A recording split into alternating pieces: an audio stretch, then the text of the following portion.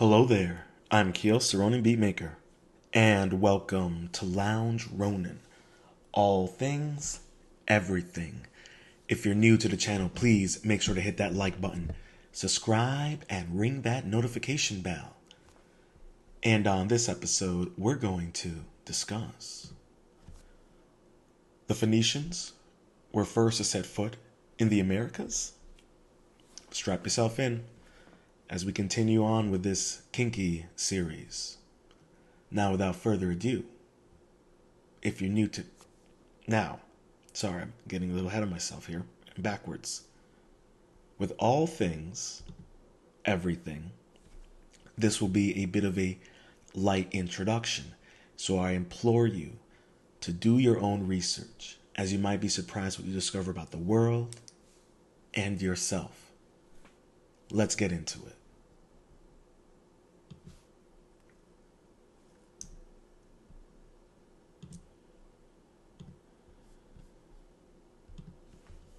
Okay. Now, this article is updated January 24th, 2015. Written by William James Veal. Seafarers from the Levant, the first to set foot in the Americas. Proto-Oceanic inscriptions found along the coast of Uruguay. This article adds a new dimension to the age of conundrum. Was Christopher Columbus, or was he not, actually the first to set foot in Americas? A movement currently auctioning much debate in the United States is seeking to deny that Columbus ever fully reached America, and is attempting to expunge Columbus' false claim completely from the historical records. Using the Google Earth remote sensing satellite, I captured a mass of inscriptions carved into the surface of a 4,700 meter long white crystalline rock formation running along the southern Atlantic coastline of Uruguay, South America. I then set out to determine if the style of the inscriptive material would reveal who were most likely to have made the petroglyphs and hopefully be able to extract some form of time frame.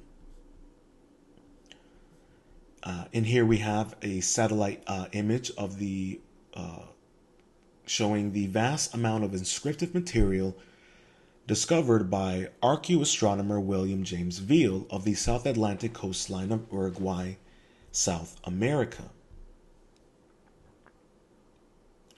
Visual examination of the multiplicity of symbols depicted in the satellite photograph suggested a rock engraving technique very similar to Proto-Oceanic, whereby a series of pecked holes are conjoined by a thin trace to create a much separate character. Current epigraphics suggest that Proto-Oceanic was invented around 850 BC to replace the unwildly ancient Egyptian hieroglyphic hieratic combo system of writing. Proto-Oceanic led to the development of the Phoenician alphabet and its variants, many characters from which are clearly visible from the Uruguayan petroglyphs. Based upon this hypothesis, the characters would be dated from 1850 BC to 1100 BC. After this date came to the fully developed 22 character. Phoenician International Writing System subsequently used by all West Semitic languages.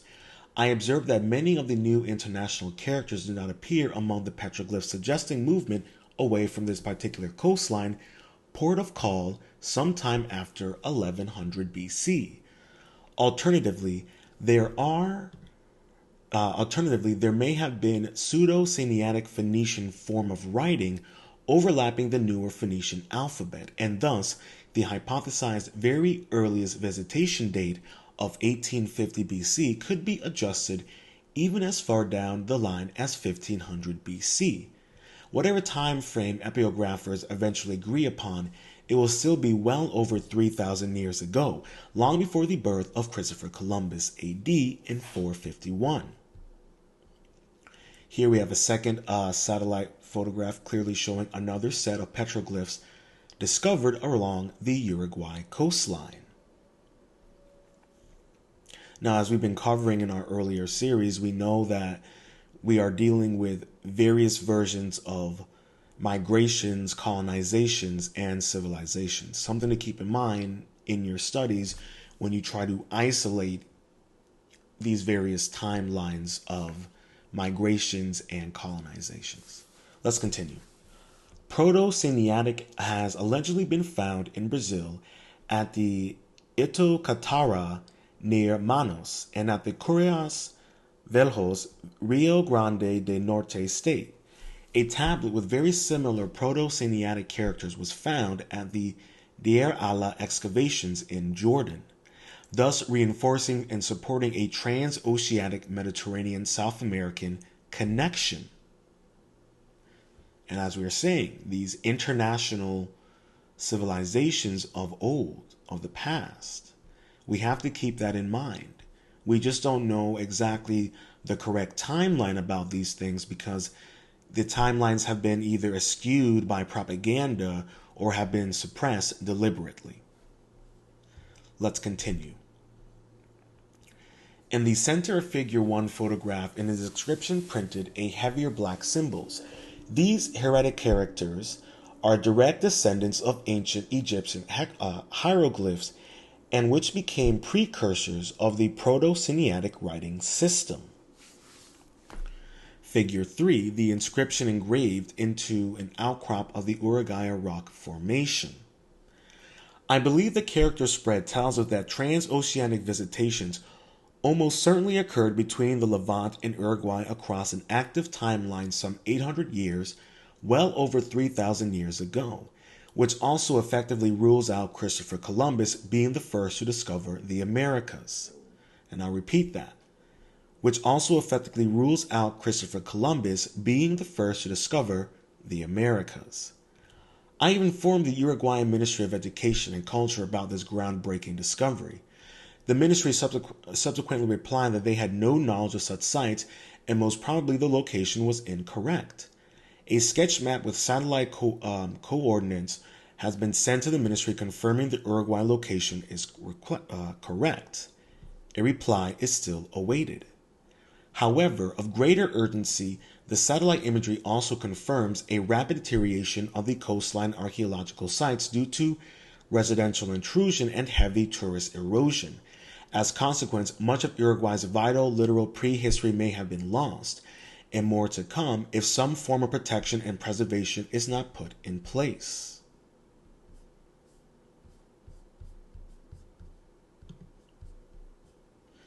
To deny the chance of making any form of transliteration, be it only a name, a place, a date, is to wipe out the opportunity of discovering whom really was, perhaps the very first to set foot in the Americas, and secure their place firmly in history books.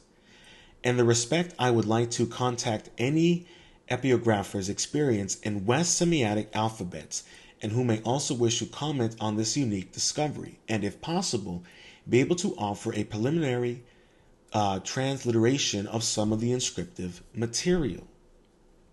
Now, let us continue to part 2.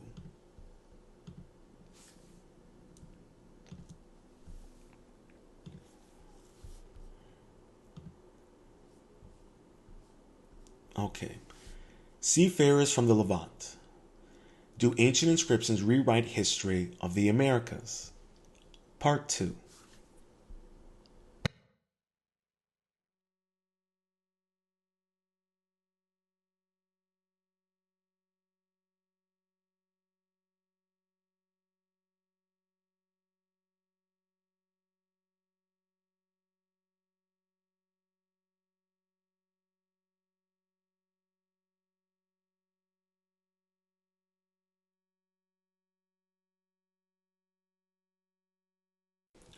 In this opinion piece exploring Proto-Sinaitic inscriptions, guest writer William James Veal challenges the view that Christopher Columbus was the first foreigner to set foot in the Americas was not the first to set foot in the Americas by examining ancient writing systems that echo or even match texts found along the coastline of Uruguay. Could peoples of West Africa have contacted the Americas thousands of years ago? In a historic breakthrough, the eminent epigrapher using the ancient Manding system of writing has translated the inscripted material discovered along southern Atlantic coastline of Uruguay. Google Earth remote sensing satellite photography is used extensively in my research, and it was during such a survey that I discovered a previously unknown astronomically aligned geoglyph along the southern Atlantic shoreline of Uruguay. Coincidentally, at virtually the same time, I uncovered a mass of inscriptions carved into 5,000-meter length of white crystalline rock extrusion, possibly rhyolite or sienite, running exactly parallel to the geoglyph.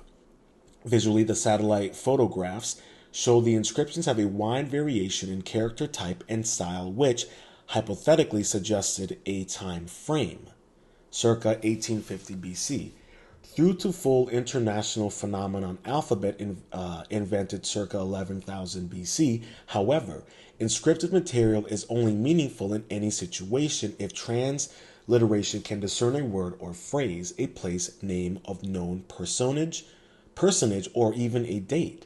With this in mind, I contacted an eminent epigrapher with intimate knowledge of Semitic languages ranging across the hypothesized time scale. What was uncovered was mind-blowing. A series of words and phrases which confirms that centuries ago there was direct transoceanic contact between West Africa and the Mediterranean regions with South America. I will repeat that. A series of words and phrases which confirmed that centuries ago there was direct transoceanic contact between West Africa, the Mediterranean regions, and South America. Two of the historic satellite photographs above, overlaid with words and phrases in ancient West African Manding system of writing, detected translated by eminent epigrapher Dr. Clyde Winters. A keen-eyed reader of part 1 took the opportunity to inform me that some of the Uruguayan characters depicted in the satellite photographs were very similar to Bulgarian runes and kindly sent a chart to illustrate the point. Sure enough, many of the signs did mirror those carved into rocks along the Uruguayan shoreline. Intrigued, I sent a copy of Seafarers from the Levant Part 1 to expert ethnographer Dr. Clyde A. Winters, Ph.D., of Uthman Danfordo Institute, Illinois, and at the same time queried the apparent close similarity of Uruguayan characters to Bulgarian runes. With Dr. Winters' full permission, I quote verbatim his very interesting response. Quote, "It is not surprising that the signs from Uruguay resemble Hungarian writing. They resemble each other because thy writing system and other writing systems is based on the Thinite writing. The ancient Hungarians were also Kursites, so their writing system looks identical to other writing systems based on the Thinite used in West Asia and Africa." End quote. Dr. Winters conducted an overview of the Uruguayan rock inscriptions and added the following writer to the transliteration chart below. Quote, "I believe these inscriptions were written by some of the scouts of Mansa Abubakari that sent out ahead of the main expedition force of at least 25,000. They appear to be inscriptions like those I found in Brazil and North America that was telling the members of the expedition the best places to establish settlements." End quote. Here we have a chart of the words and their translations. Give you guys a second to take a peek at that.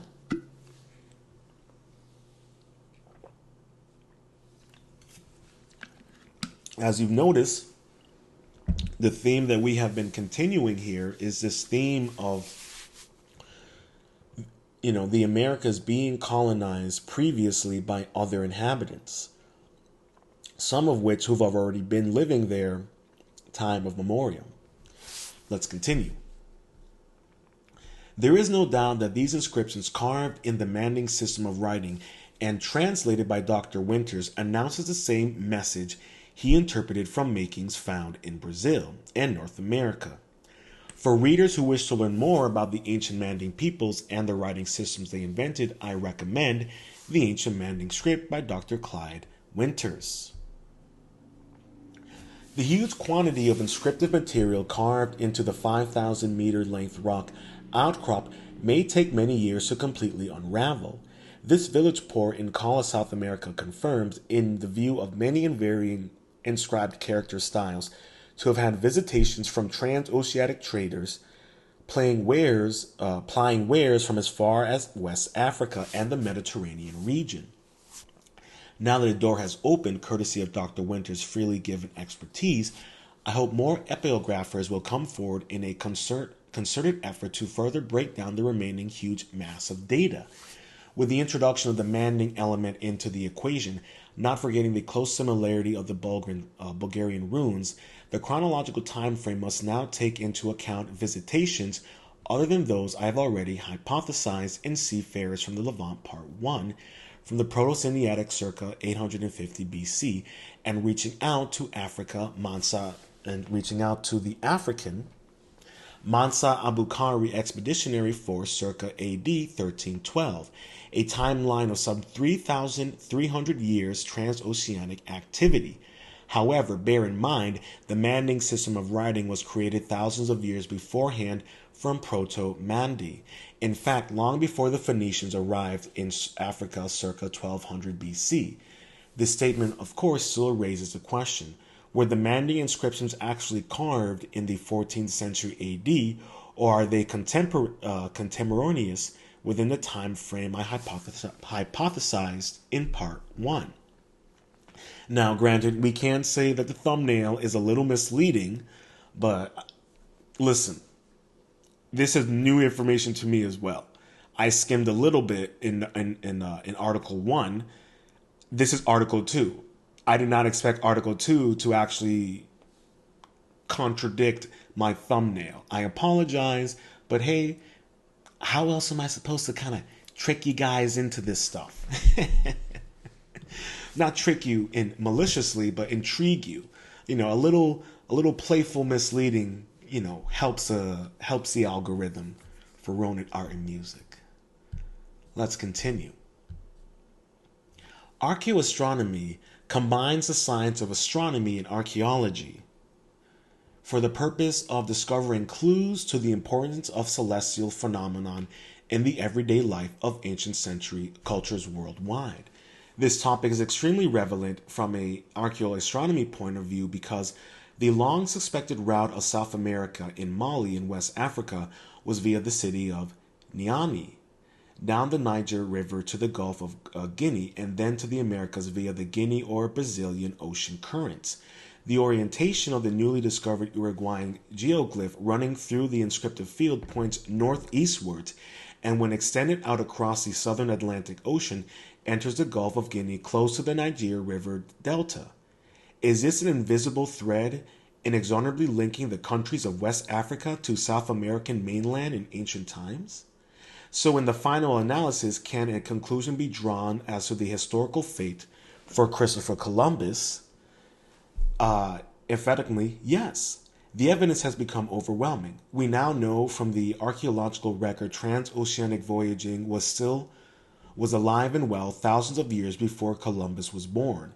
In my opinion, it is now time to readjust the claims of the Spanish historians and realign them to accord with the modern record. I am confident that further diligent application of epigraphy to the inscriptive records carved into the Uruguayan shoreline may yet reveal more unexpected surprises. The translations generously provided by Dr. Winters suggest this is another historic breakthrough in the search for proof of transoceanic contact between the two continents, West Africa and South America. Quote, the video, we have a video above that we're going to watch that further confirms. Hello there, I'm Kios, Ronin Beatmaker, and welcome to Ronin Art and Music, home to Ronin Music, Lounge Ronin, all things, everything, the Monday Mindset Rants, and Ronin Reviews. We strive to make holistic and authentic content that aims to improve your individuality, mental fortitude, and peace of mind. If you're new to the channel, Make sure to hit that like button, subscribe, and ring that notification bell. Stay positive, stay focused, stay true, and much love. Now, back to the show. Okay, so I am going to apologize in advance for this video as it's 9 years old and the individual who uploaded it didn't have the best audio quality. So we're gonna go through this video. It's 9 minutes, but we're not gonna go through all of it. We'll see how it plays out. But I think it's important that we watch this video because it pretty much kind of confirms a lot of the information that we have been discussing since last week in regards to the ancient civilizations that inhabited and also at times colonized the Americas. And as we've learned in this episode, what we thought were the Phoenicians turns out that it was actually the um, the scouting party for the Mali Empire for Ali Abu Qasar and his colonization of the Four Corners regions of North America and various aspects of South America. So, we need to accept the reality that Black Aborigines and those descendants who also and colonize and migration of colonizers from West Africa aided in the development and creation of many of the previous civilizations that were already inhabiting North America. So, yes, we acknowledge that the Native Americans or the indigenous Americans, their lineage traces all the way back from China and Japan and Thailand, genetically wise. But when it comes to the dark skinned Aborigines who were already here, we know that they were here much earlier and have occupied this area for thousands of years. So I just want us to have a little bit of that understanding and prep when we get into this video, and also when you do your own research and deep dives into these ancient aspects of humanity's antiquity in terms of these various civilizations. Now, I will admit that some of these civilizations may have cohabitated with giants and elongated humanoid beings, but that's for another conversation. Let's just stick within the realm of what we have as reality in terms of primary sources and photographic or even drawings of evidence to prove to us what was going on in that time period and in that area. So let's get into this video.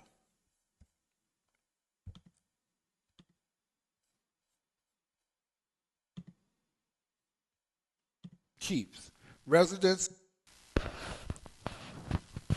Again, I apologize for the audio. Black Native Americans built the mounds in America. Leo Viner, in Africa and the Discovery of America, proved that many of the mound builders of the United States and Mexico were Mandingo speakers. He saw the mounds as defensive structures built on the African type of stockade model. Leo Viner wrote, I have already pointed out that the mounds of the mound builders were town sites, with the hill for the cacique, or chiefs, residence and temple, just as in the Sudan, and that the North American stockade is identical with the stockade in West Africa. We find many similarities between the art styles of the inhabitants of the mounds found in the area that encompass ancient Mali and the mounds built in the United States and South America. In 1310, Mansa King Abubakari of the Mali Empire set sail for his kingdom to visit the lands across the Atlantic. In this expeditionary force, there were probably around 25,000 men and women. Yes, 25,000 men and women. Over time, the Malians were nativized, so we can count them among the first Native Americans. And so there is an important distinction there. They were nativized, so they are Native Americans. So I guess when it also comes to the migration patterns of, excuse me, of the of the Chinese and Japanese who came to the America across through Alaska, and we covered earlier in Al Abukasar video where they were interacting with the Native Americans that trace their lineage from Asia. So I guess you could say the Asian Native Americans of North America. Because there are areas in North America where there are Chinese petroglyphs. So that's another thing we have to take into consideration. Now, here we have the fact that the Mali Empire colonized North America and Central America, it looks like. And they were already interacting with the other native populations.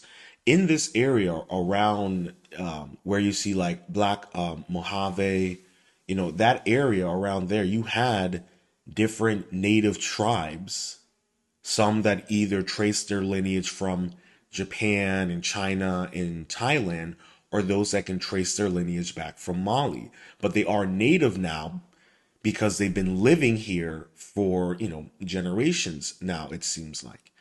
Now, this is just something that we have to keep in mind. Like, when I tell you that, history is a lie, history has been propagandized, history has been filled with misinformation and disinformation, this is why. None of us learned this in the history books. They're not going to tell us that the first people to colonize North America via boats were Africans. That's the last thing they want to say. So these are things we have to keep into mind. They're going to keep on telling you that it was the Spaniards when it was actually Africans who were already living in North America. All the way up to the time when Christopher Columbus arrives in North America, there are already dark-skinned Aborigines or Native Americans here.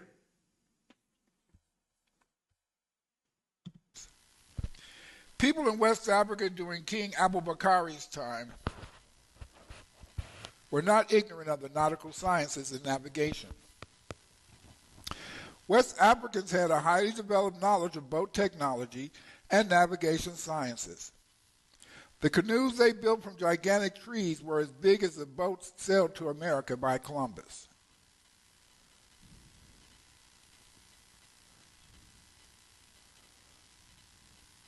West Africans had a highly developed knowledge of nautical sciences, boat technology, and navigation.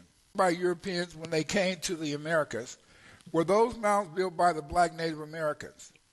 This was the Arawak Indians and people in Florida. Hernando de Soto, the only European to see occupied mounds, tell us much about their construction and use. De Soto and his men discussed the mounds they found among the Florida Indians, the Yamasee. Here, as mentioned earlier, lived many black Native Americans. De Soto noted that at Usita, Florida, I quote, the town was of 7 or 8 houses built of timber and covered with palm leaves. The chief's house stood near the beach upon a very high mound made by hand for defense. At the other end of the town was a temple. It is interesting to note that in Florida, one of the major ethnic groups living there was the Yamasee, or Jamasi, a tribe of black Native Americans. It was the Yamasee who De Soto saw build mounds. The mounds in the United States are usually found near rivers. In the Ohio Valley, 10,000 mounds have been discovered. In the North Mound Zone, they border on the shores of Lake Erie into what is now Michigan, Wisconsin, and on into the states of Iowa and Nebraska. In the southern United States, the mounds line the Gulf of Mexico from Florida to eastern Texas and extend up through the Carolinas and across the state of Oklahoma.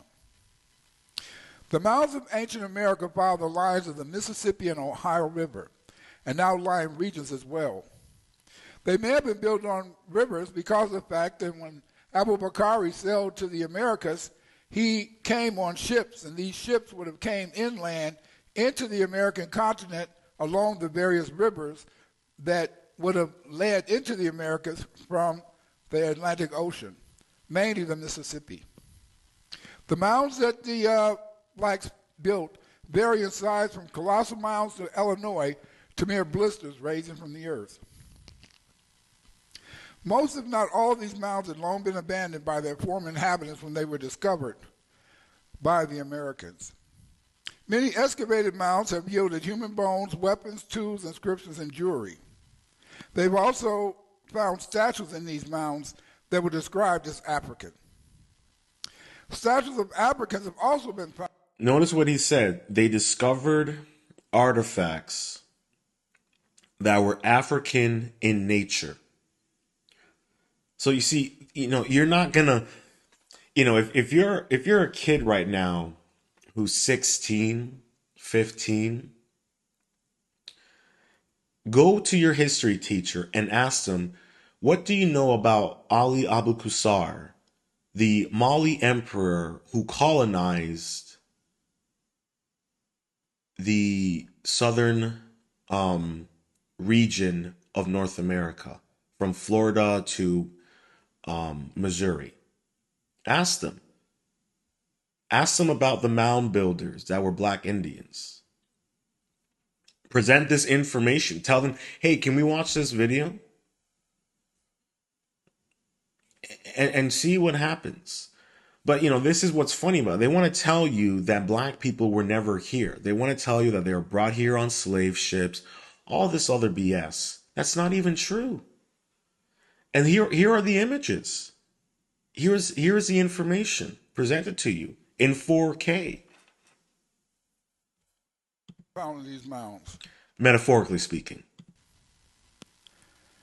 These statues were basically, in a sense, these statues of Africans have also been found in weapons, tools, inscriptions, and jewelry. They've also found statues in these mounds that were described as African. Statues of Africans have also been found in these mounds.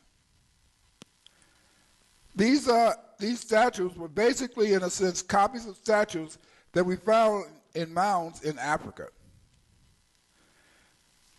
We can describe the apocrine statues of type 1 of a humanoid in a sitting position with their hands on the thigh and right knee, pointing up while the other knee is resting on the ground.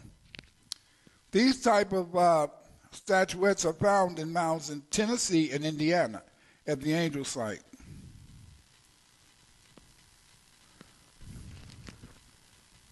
The most common type style 2 statues are statues of humanoids in a sitting position with the hands placed across the chest. These statuettes have also been found at Etowah and Temple Mound sites in Tennessee and Georgia. It is also interesting that anthropomorphic statues found in Polk County, Georgia, are analogous to statues found in Mauritania. Black Africans are characterized as being broad-faced, full-lipped, illustrating pronasticism, large bone with fleshy noses. Samuel Morton in Crania Americana, written in 1839, noted that the Adena people, the Adena Mound people that is, possessed ponderous bony structures, large jaws, and broad faces. This description of the Adena fits exactly the description of the West African type. Most of the Malian influence has been found among artifacts from the southern Coast. The arms of these statues are placed across the chest. The pipes recovered from many mounds in the United States, and the name. See this picture of how massive these cities were. These weren't little cities. These were massive cities and massive mounds. The technological ability to do this stuff is no joke.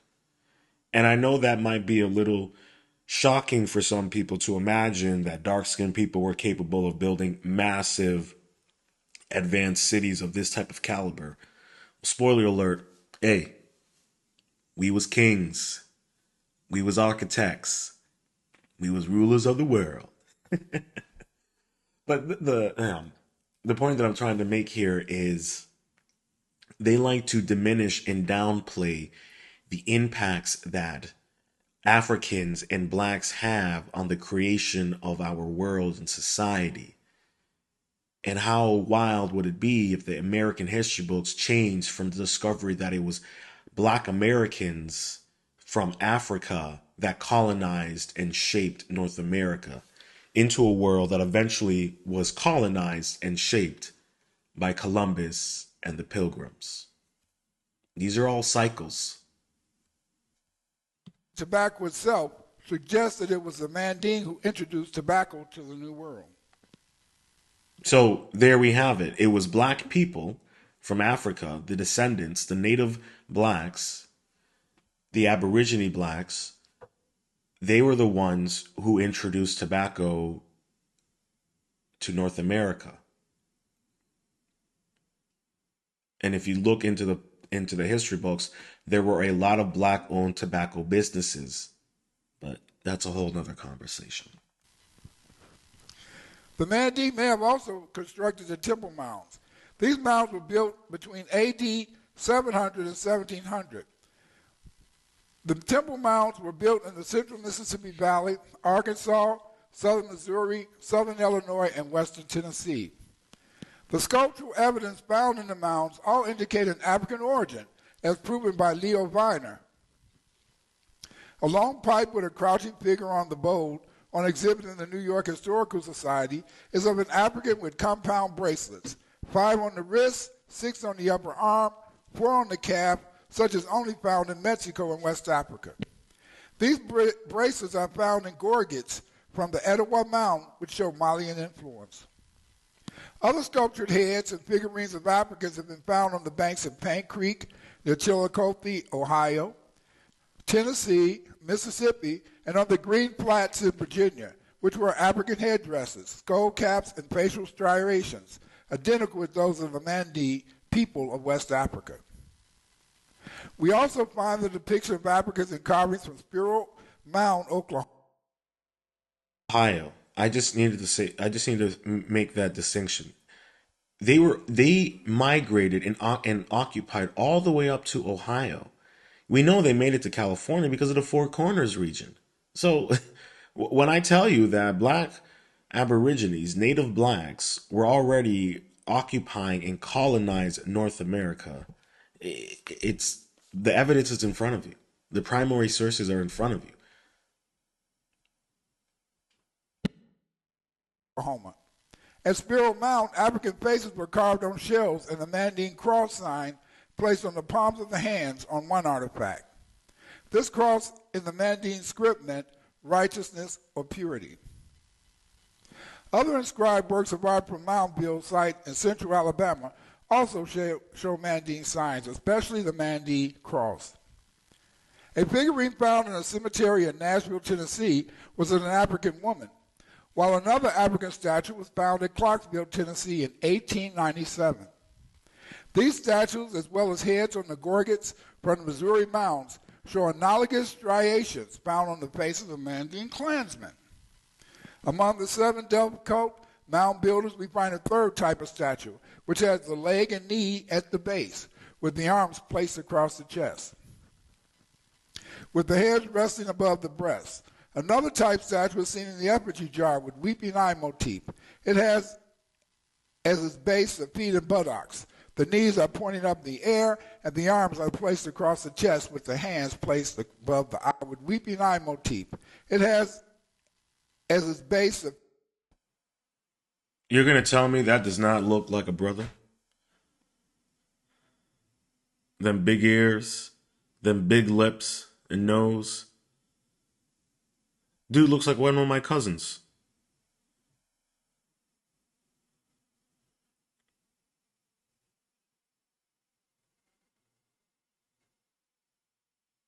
Now, this reminds me of the Caribbean people and some of my speculations there right now, but I'm not going to go off on a tangent. But that looks like a black man. And this is an effigy bowl that was found in Mississippi, in the Mississippians, northeast Arkansas, and it traced back to 1000 AD.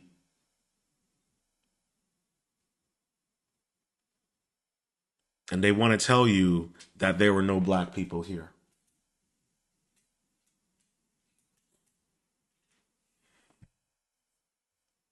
Okay.